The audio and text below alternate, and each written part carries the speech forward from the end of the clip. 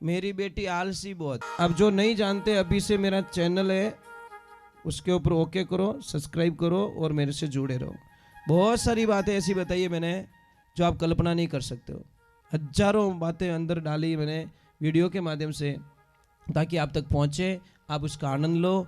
कोई minus point है तो उसको पढ़ाई के लिए, धंधे के लिए, घर की परेशानियों के लिए, मतलब बहुत सारी, जिसकी सगाई नहीं हो रहे, संबंध नहीं हो रहे, क्या कारण है क्या नहीं है, हाइट नहीं बढ़ रही उसके लिए मैंने बताया, पढ़ाई नहीं आ रही उसके लिए बताया, जॉब नहीं लग रहा है उसके लिए मैंने बताया, बहुत सारी चीज़ें बताई है। तो चैनल से जुड़े रहिए। पहले तो मुझे एक प्रश्न का उत्तर चाहिए। कई लोग मुझे प्रश्न करते हैं कि महाराज जी मेरा बेटा कहना नहीं मानता, मेरी बेटी आलसी बहुत है। समझ में आ रही नहीं, और याद नहीं रहता, और माता पिता की कदर नहीं करते। तो हम एक प्रश्न करते हैं, भैया आप दूध किसका पिलाते हो? बोले भैंस का। तो पछे इनो इलाज मार्गन नहीं है के कारण भैया एक बात का ध्यान रखना, विकास नहीं होता।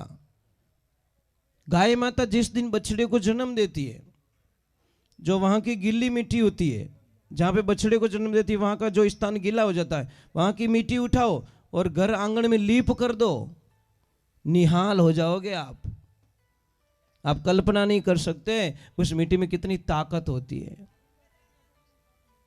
गाय जब बछड़े को जन्म देती है तो कहते हैं बछड़ा, पछे क्या वो टोगड़ियो, पछे क्या वो नारकियो, पछे क्या वो बलद, कितना रूप रिया?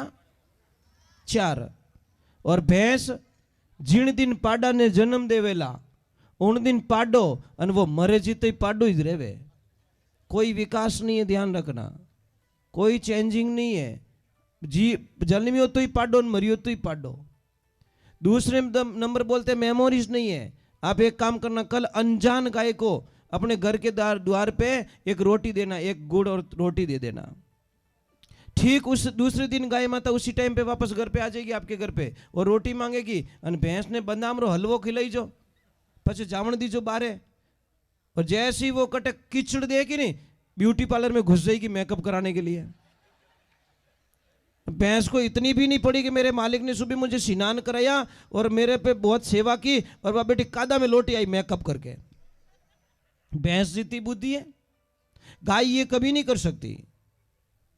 तीसरे नंबर, गाय को आप 50 किलोमीटर लेके चले जाओ, छोड़ के आ जाओ, गाय वापस आ जाएगी। और भैंस ने सिर्फ 4 किलोमीटर दूर ले जाइयो, छोड़ दीजो, भैंस ने ठाई नहीं पड़े मैं आई कटूं। इसलिए साइंस कहती बफेलो मेमोरी शॉर्ट, भैंस की मेमोरी काम नहीं करती, वो 2.5 घंटे तक याद रखती है, પછી भूल जा मैं कौन हूं, मैं कहां से आई, मैं कौन हूं, ये भी पता नहीं उसको। अब एक चीज और बताऊं, गाय के बछड़े को देखना, भैंस के बछड़े को दूध पीते ही एक तरफ जाएगा और पड़ जाएगा, सो जाएगा, आलसी टट्टू। और गाय के बछड़े को देखना, जैसे ही दूध पिएगा पूंछड़ो करी ऊंचो, गाड़ी चौथा गियर में, टॉप में, पचा हाथे अभी को नहीं, 15-20 मिनट टोकड़ी हाथे अभी को नहीं, क्यों मैंने रोज प्रैक्टिस करनी पड़े। मन ठाए दूध पी लियो, हमें जब तक दूध नहीं पचेला वो टोकड़ी हाथे आवण वालों પછી आराम शांति उबो रह जा। मन ठाए 20 मिनट की कैपेसिटी है, ये भागेगा, रनिंग करेगा, फिर शांत हो जाएगा। उसको पता है दूध को मैंने बराबर लेवल में। और भैंस रो पाडो कहीं करिए, दूध पियो ने एक तरफ जा फाप हूं। और एक चीज और बता देता हूं मैं आपको, 10 भैंस के बीच में एक भैंस के बच्चे को छोड़ देना, उसकी मां को, तो 8 भैंस की लात खाएगा वो, तब उसकी मां मिलेगी। और गाय के बछड़े को 100 गाय के बीच में एक गाय के बछड़े को छोड़ना, विथिन 2 मिनट में उसकी मां के पास में पहुंच जाएगा। 2 मिनट में उसकी मां को ढूंढ लेगा। और भैंस रो बच्चियों 8-10 भैंस लातों खाने ठा पड़ेगा, हमारी मां को नहीं है, मैं रॉन्ग नंबर आ गए, मैं दूसरे के नीचे घुस गया हूं कुल मिला के। अब भैंस का दूध, मैं ये नहीं कहता भैंस मत रखो, भैंस रखो, भैंस से आपकी रोजी रोटी चलेगी। भैंस का दूध बहुत अच्छा होता है पीने के लिए, गाय का दूध अच्छा होता है, और मिष्ठान के लिए वगैरह वगैरह के लिए गाय का दूध, भैंस का दूध अच्छा रहता है। इसलिए मैं नहीं कहता भैंस मत रहो, भैंस के साथ में गाय तो रख लो भैया, इतनी तो कृपा कर लो। अब यहाँ पे अब तो घनी बढ़िया लोग लग, आप किन्ने किन्ने घरे गाया इतो बोल दो आप। अब देखना, मतलब शायद 1% लोगों के, मतलब 99% लोगों के घर में गाय नहीं है। 100 में से 10 आदमियों ने लोग ऊपर हाथ दिया। अभी 500 आदमी बैठे, 500 में से 50 ने ऊपर हाथ कर दिया। कौन सी बड़ी बात हो गई भाई? लो, गाय नहीं है, गाय ने क्या बिगाड़ दिया? आपको पता है गाय जीते जी भी हमारे को करोड़पति बनाती है और चली जाती है दुनिया से। तो गाय को फेंको मत, बाहर मत फेंको। कुत्ते लोचे उसका चमड़ा निकाले वहां मत डालो गाय को। गाय को अपने खेत में ले जाके दफना दो। मैं इसके सीधी सीधी बताता हूं, मैं आपको एक प्रयोग बताता हूं। जाए गाय की उम्र पूरी हो जाए, जब वो शरीर छोड़ दे, अपनी उम्र पाके अपने शरीर का त्याग कर ले, तो गाय को फेंको मत रोड पे, आप अपने खेत में ले जाओ, 7 फुट गहरा खड्डा करवा दो, उसमें गाय को मिट्टी में डाल दो, दफना दो। ठीक 24 महीने बाद में उस खड्डे को वापस खोदो। 24 महीने बाद में वहां पे आसपास में पूरी ब्लैक मिट्टी हो जाएगी और करोड़ों जीवाणु पैदा हो जाएंगे जो हमारी धरती को उपजाऊ बनाते, मिट्टी को उपजाऊ बनाते। उसमें से 1 किलो खाद लेना, मिट्टी लेना, काली मिट्टी, और 50 किलो जो जंगल में कोई पेड़ पौधा खड़ा हो, वट का वृक्ष हो, उसके मिट्टी उठाना, उसमें मिक्स कर देना और 1 एकड़ में वो मिट्टी को छांट देना। जब फसल तैयार करो उससे पहले, जब फसल बो दो, दूसरी पान तीसरी पान पिलाओ, तब उसको वापस डाल देना। और एक लास्ट में काटने के मतलब 1 महीना पहले उसको एक बार वापस। 3 किलो खाद पूरी 1 एकड़ में बहुत हो गई। मतलब एक गाय से कम 10 से 12 कुंटल खाद बनता वो, और 1 किलो वो 300 रुपये में जाता है साहब। अब 10 कुंटल बन गया तो समझ में आ रही कि नहीं आ रही? 1 किलो के कितने हो गए? 300 रुपये। हम 100 रुपये मान ले यार, तो 10,000 रुपया हो गया। और 10 कुंटल बन रहा है तो कितना का? 1 लाख का खाद हो गया। वो गाय चली गई तो 1 लाख का खाद दे के गई हमको।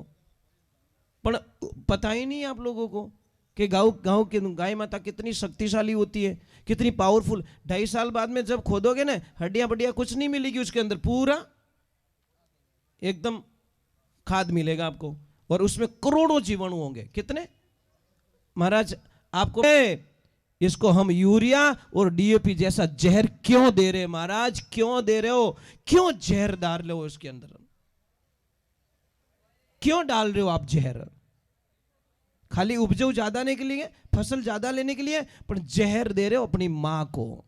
ये धरती माँ हमारी माँ है और जहरीली बन गई है। इसको ऑर्गेनिक खेती से यूज करो, अपनी खाद डालो, देसी खाद डालो। 3 साल तक आपको फसल कम मिलेगी, 34 साल में 3 साल की कसर 1 साल में निकाल दी धरती माता महाराज। इतनी ताकत हो जाएगी। अब देसी खाद डालना है, और जब देसी खाद लाओगे गौशाला से तो गायों के जो व्यवस्था बढ़ेगी।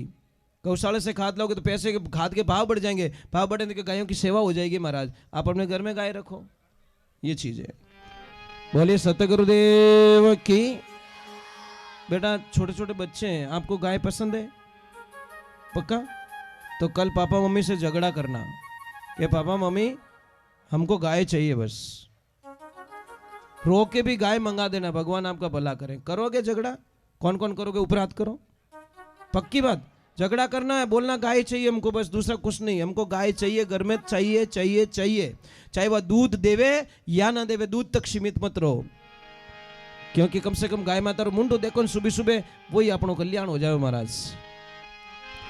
बोले सतगुरुदेव की। गाय का दूध पतला होता है ना, पतला दूध अमृत के समान होता है, ध्यान रखना, उसमें फैट नहीं होता है, बहुत बढ़िया दूध होता है महाराज। बोले कृष्ण कन्हैया लाल की। और आपके सामने मैं बैठा हूं नहीं, इतना बोल पा रहा हूं मैं, ये सब गाय माता के दूध का प्रताप है, उनकी कृपा है। क्योंकि हमारे तो गैया मैया है, हम तो दूध पीते हैं, मौज करते हैं महाराज।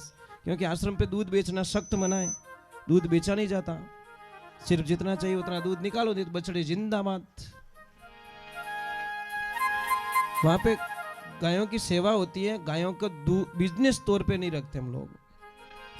बोले कृष्ण कन्हैया लाल की।